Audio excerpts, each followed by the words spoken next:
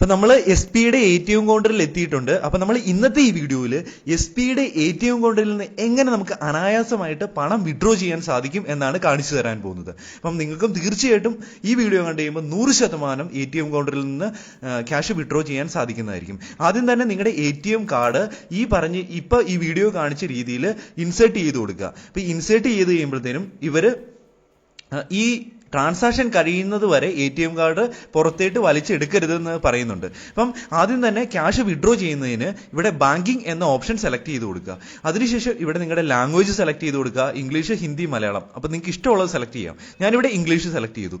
അതിനുശേഷം 10നും 99നും ഇടയ്ക്കുള്ള ഒരു 2 അക്ക സംഖ്യ എൻട്രി ചെയ്യാൻ പറയുന്നുണ്ട്. ഞാനിവിടെ 56 എൻട്രി ചെയ്തു. നിങ്ങൾക്ക് ഇഷ്ടമുള്ള സംഖ്യ എൻട്രി ചെയ്യാൻ സാധിക്കുന്നതായിരിക്കും. അപ്പൊ 56 അവിടെ ഡിസ്പ്ലേയിൽ തെളിഞ്ഞു വന്നിട്ടുണ്ട്. അപ്പൊ അങ്ങനെ തെളിഞ്ഞു വന്നു കഴിയുമ്പോൾ യെസ് എന്ന് സെലക്ട് ചെയ്ത് കൊടുത്ത് മുമ്പോട്ട് പോവുക.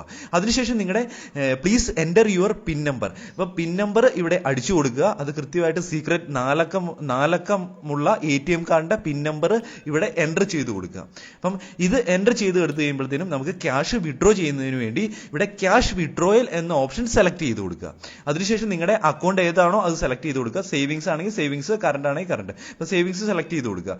അതിനുശേഷം പ്ലീസ് എൻ്റർ എമൗണ്ട് എന്നത് സെലക്ട് ചെയ്ത് കൊടുക്കുക. അപ്പൊ എത്ര എമൗണ്ട് ആണോ നിങ്ങൾ വിഡ്രോ ചെയ്യാൻ ആഗ്രഹിക്കുന്നത് ഇവിടെ എൻ്റർ ചെയ്ത് കൊടുക്കുക. അപ്പൊ ഞാനിവിടെ 3000 ആണ് എൻ്റർ ചെയ്ത് കൊടുത്തത്. അപ്പൊ നിങ്ങൾക്ക് തീർച്ചയായിട്ടും 100, 500 അല്ലെങ്കിൽ 1000 ഇങ്ങനെയുള്ള മൾട്ടിപ്പിൾ എൻ്റർ ചെയ്ത് കൊടുക്കാൻ സാധിക്കുന്നതായിരിക്കും.